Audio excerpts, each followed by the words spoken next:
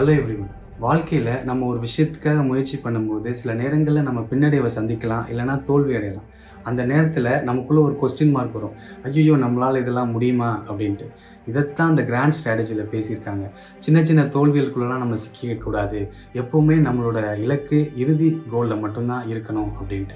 எக்ஸாம்பிளுக்கு நான் ஜிஎஸ்பி அப்படிங்கிற ஒரு மார்ஷியல் ஆர்ட் பிளேயர் எடுத்துக்கிறேன். அவரு 2007ல மேட் சேரா அப்படிங்கிற ஒரு ஃபைட்டர்ட்ட தோத்து போறாரு. அவரு அதுக்கப்புறம் பேனிக் ஆகல. அவரு தவற திருத்திக்கிறாரு. இன்னும் வலுவா குரோ ஆகுறாரு. திரும்பி வராரு. தொடர்ந்து ஜெயிக்கிறாரு. அவர் ஜெயிக்க மட்டும் இல்ல, டாமினேட் பண்ணி அவரோட இறுதி கோலான UFC டைட்டில ஜெயிக்கிறார் பலமுறை. மாறல் என்ன அப்படின்னா, நீங்க ஒரு முயற்சி பண்ணி அதில தோல்வி அடைறது முடிவெல்லாம் கிடையாது. அது உங்கள ரீக்ரூப் பண்ணிறதுக்கான ஒரு வாய்ப்பு தான். Every setback is a setup for a comeback. So எப்பவுமே உங்களோட இறுதி இலக்குல தான் உங்க கவனம் இருக்கணும். உங்களோட தவறுகள்லேருந்து நீங்க உங்கள திருத்திக்கோங்க. அப்படி பண்ணும்போது நீங்க ஒரு வெற்றியாளரா கண்டிப்பா வலம் வருவீங்க. வீடியோ பார்த்த நன்றி.